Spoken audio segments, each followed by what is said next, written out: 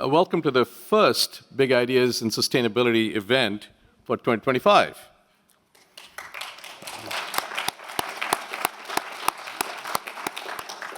The Door School launched this series in 2023 with a vision of bringing important thought leaders to Stanford to engage the entire university community in sustainability discussions. So we inaugurated the event in 2023 with Bill Gates, and most recently in October of last year, we hosted Ajay Banga, the president of World Bank. These opportunities of engagement are really essential because the challenges of sustainability, as you all know, are of such immense scope and complexity. They require insights and expertise from all fields of study. So today's gathering, once again, provides a unique and essential perspective to understanding sustainability challenges and opportunities.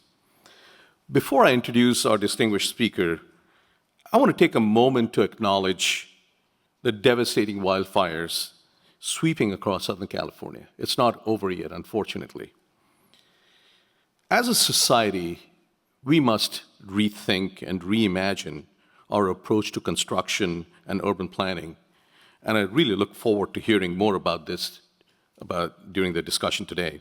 Sustainable building practices offer a pathway of hope. And I'm really pleased to welcome renowned architect Jeanne Gang to Stanford today.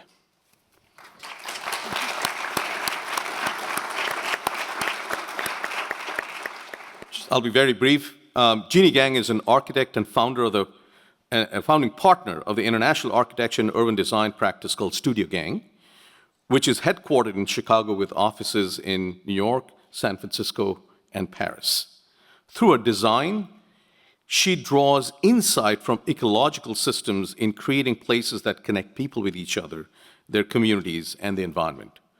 Her diverse portfolio of completed and ongoing projects includes the Gilder Center at the American Museum of Natural History, the new U.S. Embassy in Brazil, and the 82-story Aqua Tower in Chicago.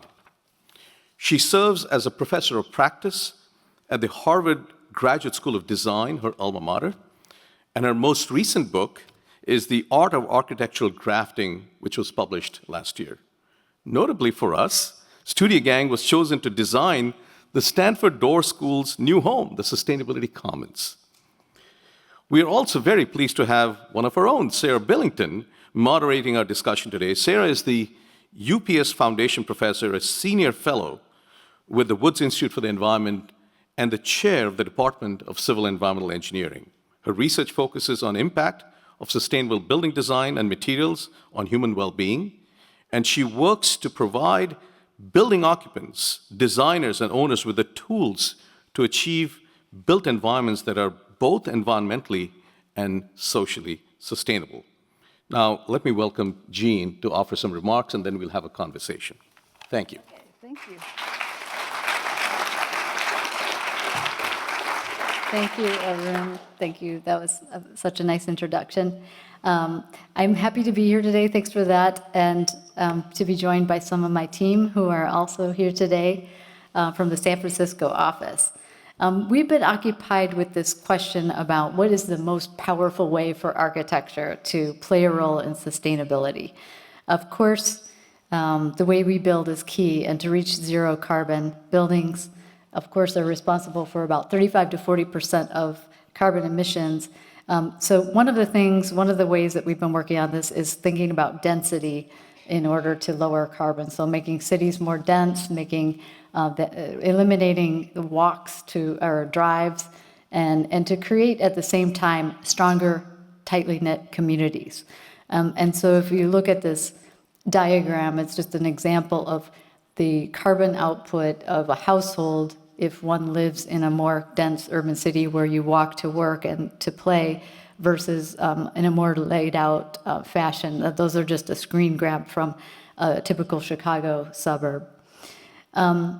Another way is really thinking about these bio-based materials like wood, timber construction. Those are those are ways to reduce embodied carbon in the environment, and really exciting ways, sometimes picking out old ways of construction like this cordwood masonry design and bringing it into the future again. Or a mass timber project like our UC Santa Cruz buildings here in California, or our more recent building, the California College of the Arts, the expanded campus where we're using timber for the structure and the lateral system as well in a seismic, of course, area. So these are ways to reduce our carbon footprint. But what I wanted to talk about more today is these two other strategies that I think are big ideas. And one of them, this first one is really about, in a way, thinking of architecture as a catalytic force that brings people into the fight for the environment. It can really inspire them and inspire them to act, which is greater than just designing one particular building. So this reverse effect is a book. It was a research effort about how we could transform an industrial waterway in Chicago into something new. And at the time, there was really, the city of Chicago was putting partially treated sewage back into the river, and it was just, not a good situation, including lots of other effects like just poor water quality, but also flooding of basements, the threat of invasive species coming up and entering into the Great Lakes, but also this kind of inner city land that was a potential for reinvention. And so people were used to having a city like this with a canal as a river, and what we wanted to do is give them an impression and try to imagine what the city could look like if we could reimagine how we work with the water and clean it and use it as a new place for recreation. So this was really about generating some excitement around the river. And the good thing is that as we did this project together with the Natural Resource Defense Council and Joyce Foundation and other not-for-profits and engineers, we discovered that if we gave people access to this river, they would start to change their mind. And it was true that the city finally voted to clean up this riverway. And soon after that, and like around the same time as that, the city government decided to build these boathouses for youth to use to access the river, even if the water quality wasn't great. And so what you see here is a totally different relationship to the river. And at the same time, a lot of our projects have multiple goals. This is also to make a place for students to go after school. The rowing builds discipline, and a lot of these kids get into college where they wouldn't have before just because of this river.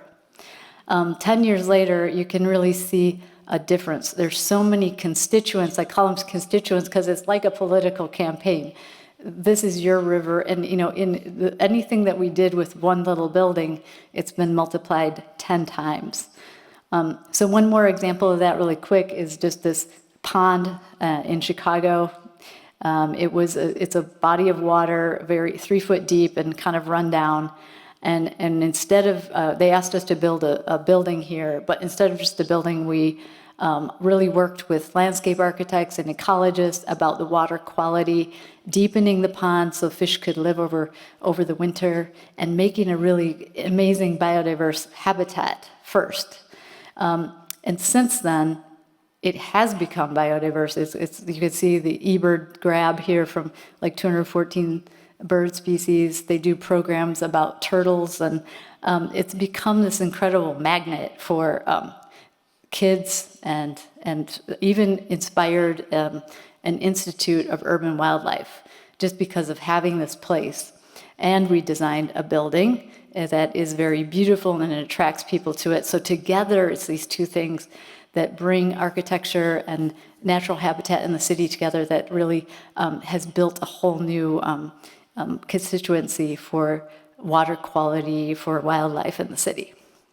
So that's one big idea that I wanted to talk about. And the second one is this idea of reusing existing buildings. And so this is my recent book, The Art of Architectural Grafting, and it's inspired by the horticultural practices of grafting, horticultural and agricultural, where you take an existing rootstock that's very resilient and you add a new scion. And the reason why you would do that is to make the plant produce more variety, more tasty fruit, more beauty. And so it's not just about preservation. The point is it's about expanding capacity. It's a very old art. This is a very old mosaic, 3rd century mosaic showing this grafting in situ. And so this became this metaphor for how we can add on to buildings. This graph just shows that adding capacity, which is the second from the top there, increasing the capacity for buildings, existing buildings, is one of the best ways to save carbon. Yes, reusing buildings is good, but adding capacity to them, let's say making them 24/7 open or adding additions onto them, giving them more life, is really effective. And so just 2 little examples of that. One is the Arkansas Museum of Fine Arts, shown here, which was a jumble of buildings built at different times. And it was kind of getting in its own way, if you will, of being an effective building. And our design was to kind of rethink it, put this new scion in and graft it in, and renovate the existing, but bring these new qualities to it. So here you see a cultural living room. Here's the renovated historic facade. Here's how it bursts out into the park, and how all this is inspiring new life and new energy in the building. And then the last one is just the Natural History Museum, the American Museum of Natural History in New York, which is, again, it's kind of a building that was built over time, and really had this certain attitude about nature. It's showing it through dioramas and cases. And our task was to inspire people to understand nature in new ways, to cross these disciplinary boundaries. And so the Gilder Center is a building that has both classrooms, collections, exhibitions, and research all in it at the same time. Here's the old facade that faces onto Central Park West on the right, and then the green part is the new graft, or the new scion grafting into the old. And it's really about connecting all these things so people can make mental connections between these subjects. We were inspired by, landscapes that make you want to explore. And so this became our kind of model for building onto these existing foundations that we were using and creating spaces that intrigue you and make you want to go check it out. So it's a building that it's very unusual. It starts from this inside space that's a structure that sits on the existing foundations, and it holds all of the new floors, and it makes this porous experience, which is the structure of the building, for people to explore and wander and create a sense of wonder. It's the first time they're able to show their insect collection, including these little leafcutter ants and their habitats. So it has live insects inside and live butterflies. So it's kind of a new way of thinking of a natural history museum. And this is the facade that I think dialogues really well with the historic buildings. And finally, it's a way to connect people and to each other and to the environment. It's located on this 79th Street axis. And so it's a way to connect people into the city through this space, but also to the greater environment beyond. It happens to be this axis that coincides with what Neil deGrasse Tyson has referred to as Manhattan Henge. So connecting people to the farther to the stars and beyond. So thank you very much, and look forward to talking more with you.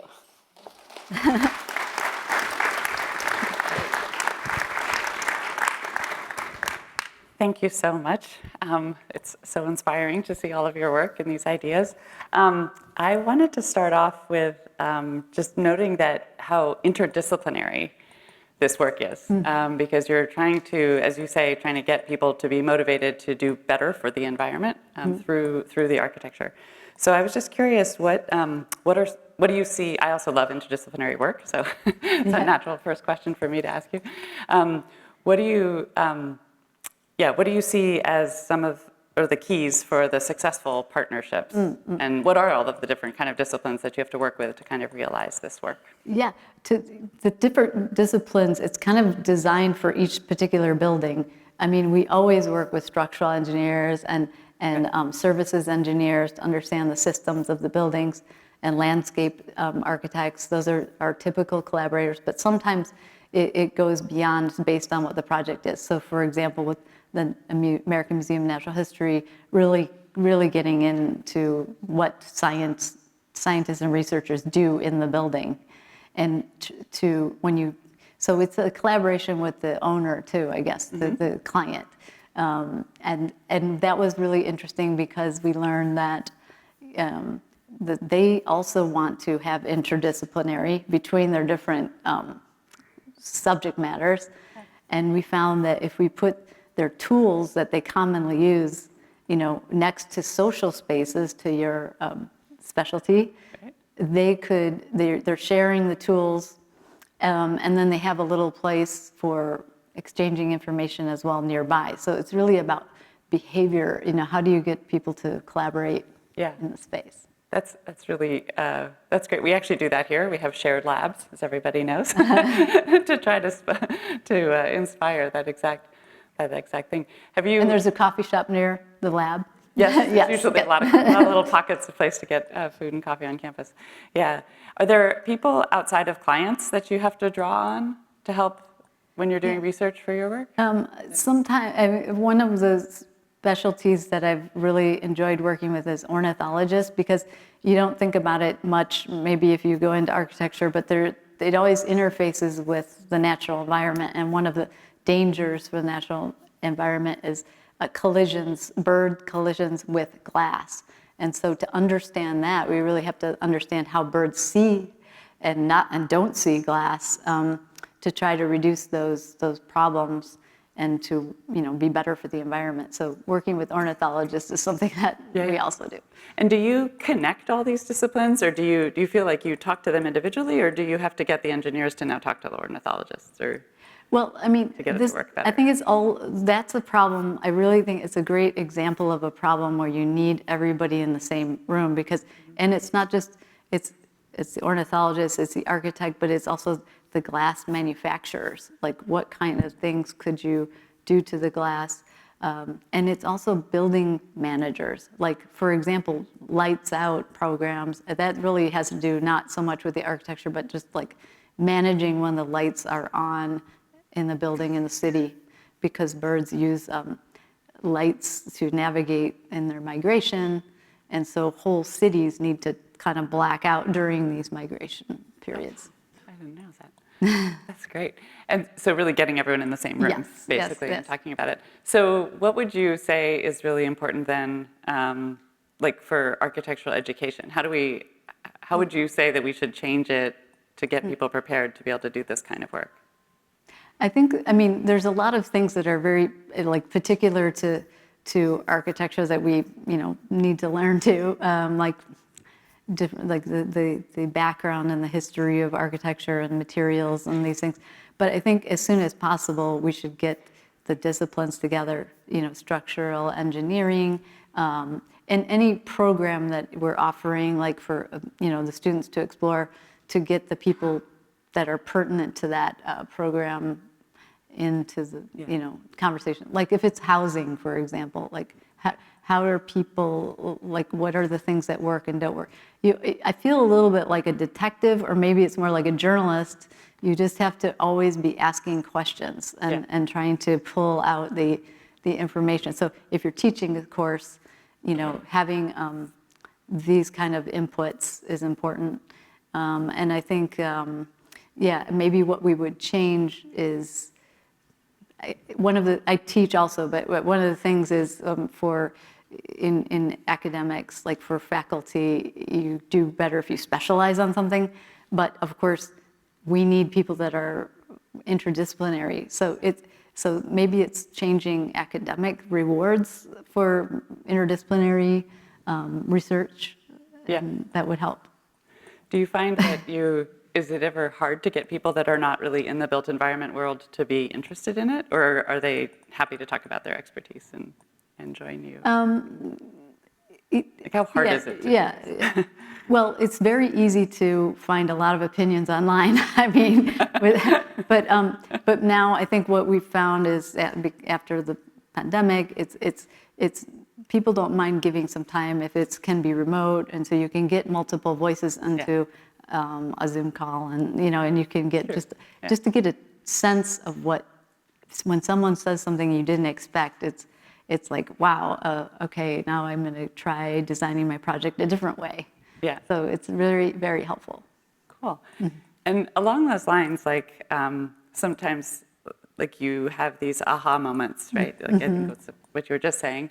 When do you decide that it's something you really want to go for, or it's something that like doesn't necessarily have legs? Does that happen often? Because I imagine it certainly does with us in research. We have a kind of a crazy idea, and then we're like, oh yeah, that's not going to work. But, yeah, you kind of try to keep the balls in the air until you see like which one has legs, as you said, because and sometimes these topics could be tangential to the main thing, but they turn out being really productive. So I think it's most important to keep your mind open, and I always try to like resist as long as possible putting form onto something until you can tease out all these things, because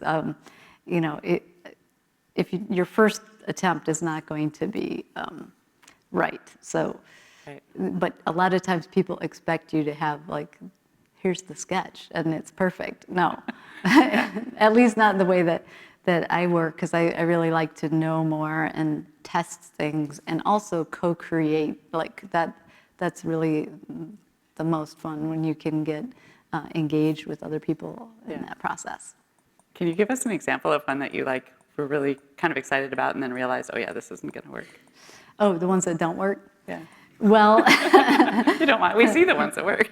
yeah. Well, the ones that don't work at one moment might work at another moment. Oh, cool. So you kind of like keep it in your quiver for later. Yeah. That's true. Yeah. So, but you have to be able to not force something. Just it's a research mindset. You're accumulating these things, and sometime it will click. That thing that you're interested in, and it will be the right time. But it's kind of a matter of matching up the right project, the right time, the right place, that kind of thing. So you don't ever feel like anything is not worked. It's not ready yet. Yeah, exactly. Not ready for prime time.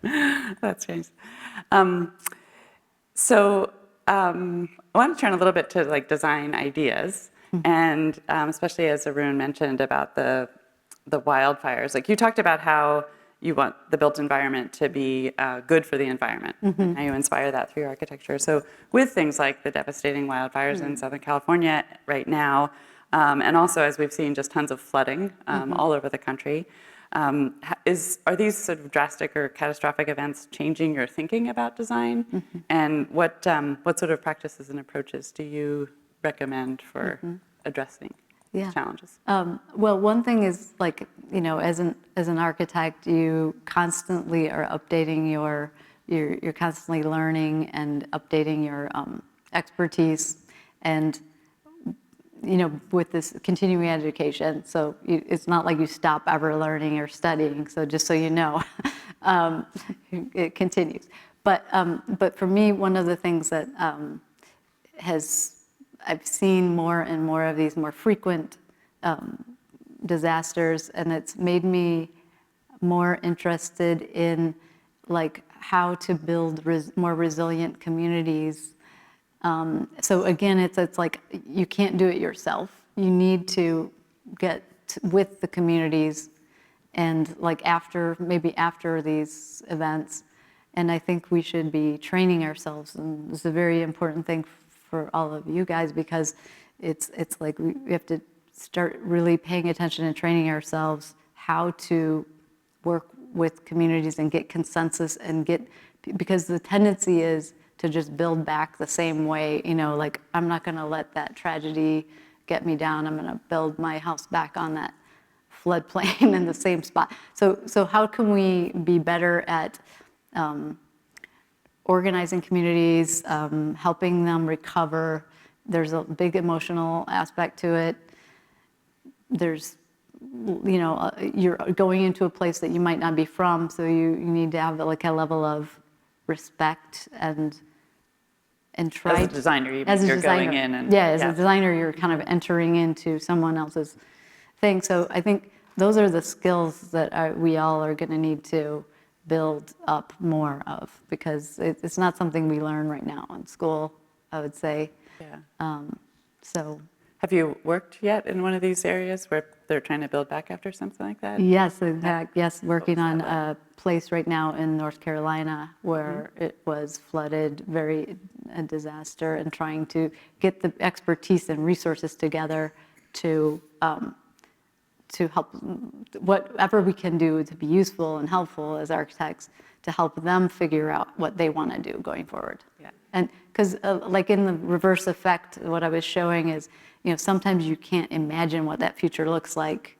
And I think that's what the skills that we can bring to it is like listening what people want, what are their goals, and then like making it visual and possible and informed, by science and help them get that vision in their mind for the future. So if they just want to build right back, like the same way, do you feel you have to come in with other people too and just explain why they can't do that or shouldn't do that? I think or they can, they might.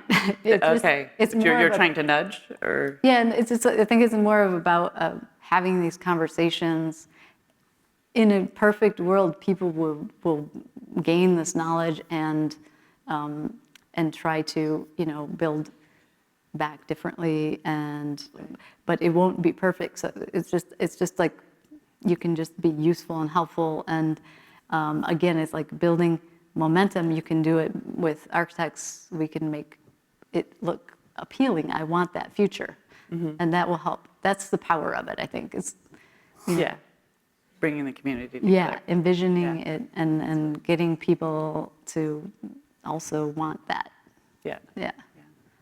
Can you actually say, that's another passion of mine actually, is sort of how environmental and social sustainability can interact with architecture. Can you just say a little bit more about your ideas behind that and how they've come to fruition in your projects? Well, yes, because like the social aspect is so, we are a social creature, and so it's always, I think my first projects were community centers, so like when I first started out. Okay. And so I started learning about like what different communities like to have that brings them together, and then start applying that to different building types. So even in a high rise, for example, it's important to have community, but high rises, I mean, they were like, there was no place for community. It's very isolating. You get in an elevator, you don't talk to anyone. And so through the balcony, for example, or through common areas, through shared gardens, things that will allow people to come together, they will also support each other. And that makes it a better, more sustainable environment. Yeah. So mostly your examples are the tall buildings with the balconies. Oh, well, That's balconies. like the one, like the Aqua Tower, where you can see. Yeah, balconies where you could, that one, all of them, yeah. Right, that first project was really about like changing the location of the balconies, which made it look very organic, but by doing that, giving people lines of sight to other neighbors, which, frankly, from a developer's standpoint in the beginning, they did not want that. They want, privacy on these things. Right. But our approach was like, what if people could see each other obliquely? You can't look into their living room, but you can look onto the balcony and You can see life. Yeah, Sort of, it's a kind of like looking over your back yard and seeing your neighbor working in the yard, and a ground plane, but doing it in the vertical dimension. Yeah. Have you ever gone back and found out what the people think of it? Yes, it's a very popular building with very extroverted people.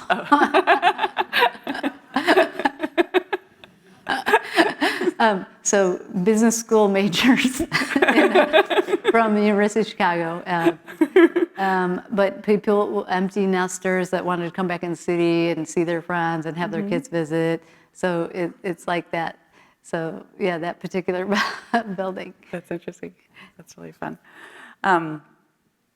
So I want to, we've got a good amount of time. This is great. Maybe I'll ask you a little bit about the bio-based materials, actually, that you've used that are very specialized, like the one you showed with the wood core masonry or something. And I'm curious how you think that kind of work. Well, two questions actually. One is like how can we scale that? Like probably that actual technology can't scale, but just that creative thinking to use those local materials. Like how do we enable more of that?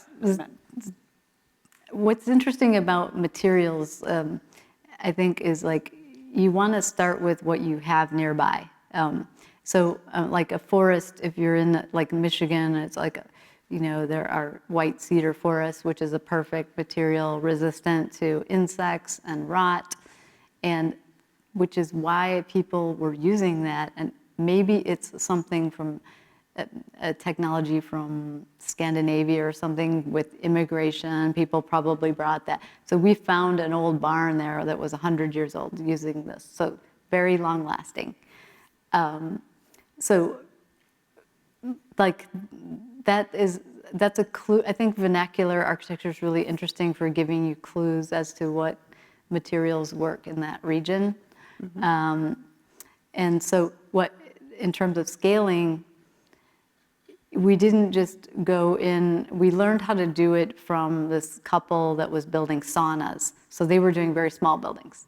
But we had a very big building here, and so the key was working with the masons so that they understood it. So we basically brought together the couple that was doing the saunas with the masons, and the client, of course, was very excited about this because it's a center for social justice leadership, and so this kind of barn building is a good metaphor. Yeah. But once the masons got into using this, they already tried to scale it up by saying, we're going to package these log ends, they're called, in their sizes, small, medium, large, and so they could take them out faster, but they built it so fast and so perfectly. It was a scaling up of that, and probably could be scaled up even more. So I think it's like, how can you marry some of these ideas that are less resource intensive? And the reason why that's so good is because you're not processing all these, you're not like making glue laminated beams, which is good, but it still takes the factory and all this stuff. So this is a very low tech and low energy, it's a sequestering idea. And using something that was like a local, with the local Yeah, workers. with the local. Yeah. Do you have other examples of that? Using, you can use local materials like, so if you don't live in a forest, maybe you have rocks or sand or something. So, of course, concrete, the way it's done now is very polluting, but it's not inherently polluting. So if we can find with the Stanford engineers ways to reduce the cement, but still the idea is an aggregate material that hardens, that's a really exciting technology. We do have lots of people working on that. Yes, Not enough, but we do have a lot. Yes, very good. And so it's a recipe with, that just needs different ingredients based on lowering the carbon, but also where you are in the world. Not everyone has steel industry. So for example, we wouldn't be able to add that into it Yeah, everywhere. and not everyone has limestone like Right. 1 foot underground, yeah. Yeah, exactly. Yeah. So those are really, I mean, at the end of the day, the concrete is a very useful building material. Right, right, definitely. So, yeah. Great. And then, again, I guess coming back to education, like how do we inspire students how do we nurture that creativity of kind of exploring those local materials and stuff? Do you? Yeah, local and also like other biomaterials. I was just at the CCA and they're going to be doing an exhibition on other biomaterials in the built environment, like mycelium and Right. many other, those are the materials we need. I think over time, I mean, we've tried to always like celebrate those materials in the building, but the best is if they just straight up substitute for the carbon heavy materials we have. So that's why like CLT, cross-laminated timber flooring, structural flooring is so great because you don't really have to see it necessarily. It's just a straight up substitute for a steel deck, you Right. know, and that's when we're getting big gains in terms the of kind of drop-in yeah. replacement. Yeah, yeah, great. So I wanted to ask, I really love the grafting approach. So I really wanted to ask about that because I mean, we've always had sort of historic preservation, but I think I think you're sort of building it or bringing things together in a way, and also making them have a new use. Like we talk a lot about. Well, I guess the first question is just what are the biggest technical challenges of that you find? Yeah. Yeah. So any kind of like reuse or, you know, or grafting and adding use, adding capacity is the technical challenges is what is the capacity of the thing that you're working on. Like for the Arkansas Museum of Fine Arts that I was showing, we only have one part of that building that could take an additional floor.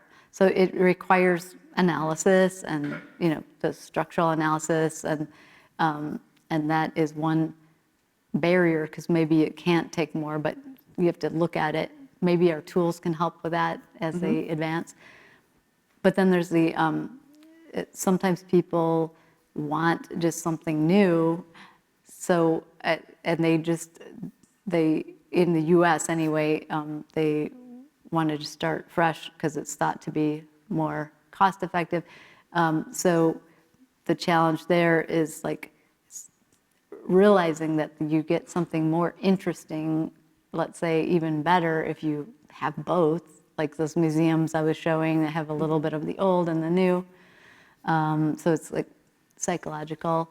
On the other side of the ocean, where our office is in France, there's a resistance to changing anything at all. So not tearing it down, but not changing it. Yeah. So it's the opposite barrier.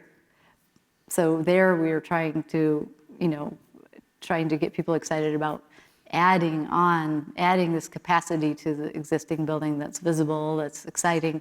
Because in a way, if you don't give it that new refresh, it could die, you know, as an institution or Right. it's just like no one wants that. So there's something about the grafting that is it's such a human activity, but it's so deeply connected to the natural systems that I felt like it would bring new inspiration to our, you know, to colleagues and help us like push that further. Yeah. And are there, like besides structural, like I would imagine something like heating and cooling could be so different if you have a building from the 40s and a building from the 60s and one from the 80s. Is that, how much of a barrier is that? And is it a code thing or I think is it? It seems like it's always possible. Okay. You know, it's always possible to upgrade the building somehow. And, you know, sometimes it can be more labor intensive, which adds cost. So I guess that's a real barrier, is Yeah. if it is adding cost. But sometimes that's not exactly clear if it is. Yeah. So Would you ever consider downgrading? Because I think some of the buildings in the 30s, they're actually like really good thermally, right? So Oh, like so- just with like sort of a natural ventilation, or because they're like heavy stone, and you have a 1960s building that's a glass box and really bad with energy efficiency, like would you ever like downgrade it as opposed to like don't add air conditioning, but actually take it out? Oh, I would consider that an upgrade if you took out the air conditioning. Okay, me too. When I say add capacity, I mean like adding square footage onto it so there's more building on the same footprint. Yeah, Got it. yeah. And like we're working on a building right now in Morocco where they built it sealed in, and we're like the upgrading is to like open the windows and get rid of some of the air conditioning and Yeah. you know working with it so that that it's easier to maintain in the long run. Yeah. So adding resiliency to the building. Yeah. So do you think people that are designing new buildings should be designing with grafting, future grafting in mind? And would that actually change your design? It's a great point because it is. We always think as architects or as authors of, you know, there's this artistic aspect to it, and people think of it as a work of art. And so, but this is a change of mindset. So it's like each building has another future, but then you're adding onto it, someone else can do that as well in the future. So you're right, if you think about that while you're designing it, not that you're going to overcharge your, you know, footings and all this stuff, but you can think about how could circulation flow into a new addition, or, you know, wood is great as a material because it is lighter, so maybe it can take another story. So yeah, starting to think into the future is a great way to approach this new idea of grafting. Yeah. And how do you compare that with sort of these ideas of design for disassembly? Because we have Yeah. that also. I mean, yes, design for disassembly, in that one graph that I was showing about like what are the best ways to save carbon in the built environment, design for disassembly was one of the worst. And I think that is because, I mean, out of renovations. And I think that's because the carbon is not saved until you ultimately disassemble it and reuse it. That's when you save that carbon. So it's sometime off in the future. So, Okay. and then in the meantime, when you're designing all these parts to be, you know, taken apart, sometimes it's like, it's a little bit cheapening it. I mean, so the enduring building that can have capacity added onto it is better in terms of carbon sequestration and reduction. Yeah. It also seems nicer culturally Yeah, to hold on yeah, to it, uh-huh. you know? Yeah. Yes. To build from it. And if it does have to be disassembled, or if it falls down, maybe there's something that you can reuse from that. Sure. Yeah. Yeah. Yeah. Great. I have several questions also just to sort of turning to campus and stuff, but also so did our students. So I'm actually going to turn to the student questions.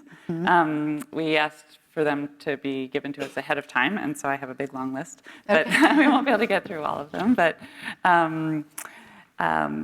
maybe I'll start with one that's like pretty broad, and this is coming from, I'm going to combine from two current students, Austin Lambert and Willa Crowell. And the question is, what are the barriers preventing us from having more sustainable building in the urban US, in urban environments? And I think kind of related to this is, how do you get your vision and values, particularly for trying to get architecture to help the environment, how do you get those into projects when you have clients or cities that have very strict visions that might not be aligned with that? The first part about like barriers, I mean, it might not be that popular to say that, you know, we want more regulation, but we want more regulation, because what we see is that if there isn't any like minimum standards or to be met, people will they might have good intentions of meeting environmental targets, but when it comes to the building process and the cost and all that, they will easily back down. So what we found in Europe in our practice, where there is more strong regulations based on, the Paris Climate Accord, they are followed, but we've also seen innovation in the industries too. So because the carbon limits are very strong, so you have like new companies that are coming up with new ways to do timber, new products. So I think it's actually, it boosts the economy ultimately. But it needs to be a rule. Otherwise, we have people like, Stanford who does the right thing and wants to build sustainably, but there's many, many other actors that it's just not the priority. So, so we definitely need those in place. And of course, California is a better state for that than other states that we've seen as well. So, but. So does that mean you feel like you've been able to do some of your work more easily like in Europe or in some other states here than in others? Is that? Well, they are better performing, I would say. Oh, the buildings end up being the better buildings performing. end up being better performing because the rules were enforced and met, and there wasn't any way to back off of them because it's the law. So it's yes. So that does help. Even if we're trying so hard to convince our clients and trying as hard as we can to meet the budgets and do it at the same time, it's just, when push comes to shove, it's the cost. So that is really important to have that as our collective laws that we want to meet these targets. So that I think is really important. And then the second part of that question was, yeah, it was sort of like it's maybe when you're coming up against those rules where they're not being enforced. So how do you still bring your values into your projects when it doesn't necessarily align with the client? Right. Well, first we try to only work with clients that we're aligned with. But that's a huge privilege to be in that spot because I mean, when you're starting out, you need to take a project and you might not align. So I think it's the architects often put in the extra effort to convince, to prove, whatever we can do to help people think in the long term. So it's, yes, and then it's like finding compelling reasons to do certain things. Yeah. Great. And you're not always successful, but I think the important thing there is like, it's important to make any progress. So like if you can just convince on one thing, it's important. And help move the needle. And to your body of research also, like we don't have a practice all like we as in meaning architecture profession of going back and measuring the performance. It's kind of an additional service and post occupancy, but that would be really key to help make these cases. So yeah, definitely. That makes sense. Great. This question builds a little bit off of that. Actually, I'm going to make it build a little bit off that. It comes from Holmes Hummel. And it's, I think we have students on campus that are so energetic that they may want to convince you to do things differently. So there's a class called Extreme Energy Efficiency, but we also have lots of sort of project-based learning classes where students are constantly trying to come up with transformative solutions and stuff. And so just kind of a quick question, do you see that there are ways for our students to get involved in the design process for the new Sustainability Commons? We would love that, and we oftentimes work with students and other stakeholders. In this project, we are already working with a lot of different stakeholders, but I would encourage anyone that's interested to try to, get with our Stanford team side and try to, to get the voice heard. Great. Okay, Sandy Meyer might get a lot of email, but I'm going to just put her name out there to help connect students with all the different stakeholders. Great, thank you. And then turning to the Sustainability Commons, there were lots of questions on this. And the first two I'll start with are from two staff members, one current and one former, so Stace Maples and Lee Johnson. And they point out that some of their favorite features on the Stanford campus are these sort of idiosyncratic displays that are incorporated in all of our spaces, and they really kind of speak to the history and purpose of Stanford. And so the question is, there's a lot of delight in that, and so they're wondering in what ways, let's see, how do I have this here? Oh yeah, in what ways are you thinking about creating, or how do you approach creating a sense of delight? How are we going to delight everyone? Yes, exactly. The other add-on to that is just that there's also been a long history of working on sustainable architecture on campus in buildings like our building that a lot of us are in the Door School is the Y2E2 building. And yes. So kind of curious if you're thinking of building off of any of that experience as well.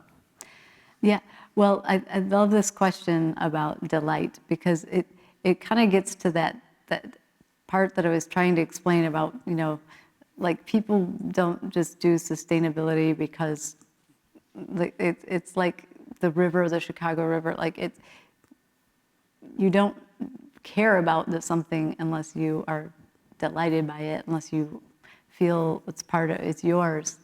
And so that maybe that's the feeling of seeing some of these things on campus. Just a sidetrack for a second, we've realized a lot of times we have projects where we're building whole neighborhoods at once. So if you think about it, it's like all these new buildings of the same era being built at once. How do you make that come alive? And we did the first phase of a big neighborhood at Mission Rock, over by the stadium, the Giant Stadium. And we worked with other architects, and in leading the master plan, we were trying to think of like ways on the pedestrian level, like walking down the street, that you would have these, we call them micro activations. So like if you're walking in an old historic city, you might see a fountain or something like that. So it's that kind of thing. How do you get it into new architecture? So each of the architects incorporated micro activations. So if you ever go over there, you'll see these things that they're not retail. They're just something like a delightful flourish. And so that is, just like an awareness that we do miss these things in new buildings sometimes. Yeah. So yeah, for here, maybe it's about using some building pieces or parts that are from old buildings, could be, or even like with the subject matter of your studies, like earth sciences and rocks. I love putting rocks in projects. There's some cool rocks already. There are a lot of rocks over in the Mitchell building. But also, what are the things that you produce that will inspire other people when they just walk by? Like maybe it's even something like a digital map or something that really comes from what you guys do here on campus, and how can we get those things visible in the new school? I just learned that there's a giant clam somewhere in the geos. Have you seen the giant clam? That would be cool too. Yeah. I'm not sure why it's sustainable, but where is it? I'll have to find it. Great. And, did you have any comments about like our past work on sustainability here? Or? Oh yeah. Well, this is an interesting question because it gets to, I think one of the things that's hard about sustainability is it is so specific. So it's specific to the climate, of course, but it's also specific to the institution. So that's how you have to adapt your strategies to work with those things. So for example, there's already very clean energy at Stanford. So it means that it's maybe not that necessary to put solar panels all over everything, because your source is already clean. So it's particular to here, and it would be a different approach somewhere else. And so, yeah, and we've listened to a lot of faculty and administrators and people on campus talking about Y2E2 and the things that they like about it, the things they don't like about it, what works, what doesn't work. And so we're learning always from those commentaries and, but at the end you have to take an approach that is like your best knowledge of all the things you've learned at this point in time with this technologies, and you just have to go with that, but I think to your point earlier, realize we can adapt it in the future. Yeah. So, Have that in mind. Yeah. yeah. Mm-hmm. Another couple of questions from, let's see, it's one student and one staff member. So Jose Rubio Zepeda and Isabella Smolnica dos Santos. Mm-hmm. They are asking about sort of related to biophilic things. So are there any biophilic ideas or designs that have already emerged for the commons? And what do you see as the greatest challenges in accessing sustainable materials in constructing here in the Bay Area? Okay. I like how you're doing these double questions. There were like 30, so I'm trying to squeeze as many as I can. Well, with biophilia, I mean, it's like, I think the landscape's really important here and how the building and the landscape can merge together. And we're working with Scape on the landscape and just, it's really, really important to all of us and everyone that's been informing us about, how the relationship to inside and outside and how fluid that can be. And so that's really a key thing. Of course, we're trying to work with low carbon materials. So wood is a big contender for the structure. Most of the carbon in any building is in the structural system. So, before you see the building from the outside, it's like, what are the columns and beams and slabs? So if we can reduce it there, and then also getting wood into the interior, that will also be like a warm feeling inside the buildings. And yeah, so those are kind of trying to think about the trees that are already there on the site, that are there ones that we can really can we make a design that also maintains those beautiful live oaks and things like that. Yeah. And then challenges about materials in the Bay Area. I think probably the biggest challenge to, let's say, just the carbon footprint is the fact that you do have the seismic loads that you have to accommodate. So that means there's more put into the structure than you would have in other parts of the country. But it is possible to use wood as well in the lateral, which we did at the California College of the Arts with using, the lateral system with a combination of wood and steel. So yeah, that's kind of like a big challenge. There's also the fact that there's a hot sun, like constantly beating on the materials. Yep. So that, they have to be strong and enduring. Yeah. Which makes them expensive, but enduring. And nice looking usually. Yeah. So yeah. Do you have thoughts? I'm just going to sneak this one in here. It's from my own question though. Do you have thoughts on like that indoor-outdoor living? Should it be more automation or more like relying on the people's behavior in certain ways to get things to work, like for energy efficiency? Because we had a problem in an old building that's no longer on campus. It's now a reflecting pool. And it was, it relied on people to open the doors, to have the wind come in at night. And but then there's this feeling of like, we don't want to have so much more high tech necessarily. Right, right. So what are your thoughts on that balance? Well, luckily we're not in that phase of the project yet where we have to know what the controls are. Okay. But it is a topic that we will be getting to and addressing, and so with a lot of the stuff that is controls, you try to wait as long as possible to see if there are, advances on those things. But I would say first, like the most important thing is starting with a passive strategy for reducing the demand. So when you lay out the building, the orientation, all the things that you don't have to operate, if you can get those right, you're already really reducing the demand. So Great point, yeah. solar orientation, the natural ventilation, if it is, for the outdoor spaces, daylight, and shading, for the glazing, that will already just like totally reduce the demand when you don't have to do anything. And then you take care of the other things, in the next line of defense. Great. Okay. We have to wrap up, but I'm going to ask one last question before Arun will close things out here. And this is coming from a current student named Kaden Luby. And the question is, what is your biggest concern for the future of architecture? Okay.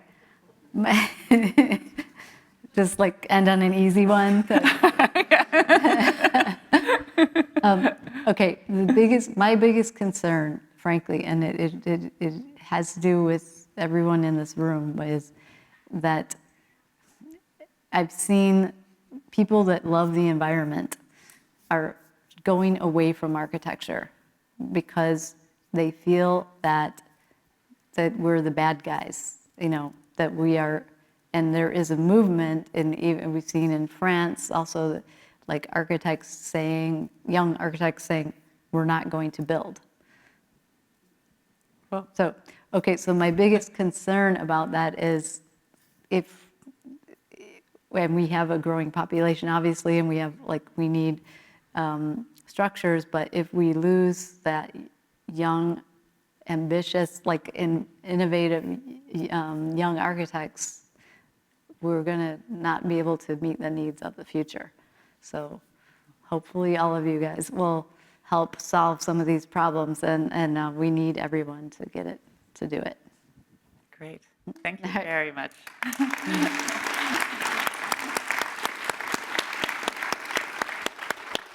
Well, thank you, Jeannie. Thank you, Sarah. This was a fascinating discussion that intersected art, design, culture, values, materials, heating and cooling, rocks, and all the disciplines put together. This was absolutely inspirational. Thank you so much. Let's just give them a big round of applause again.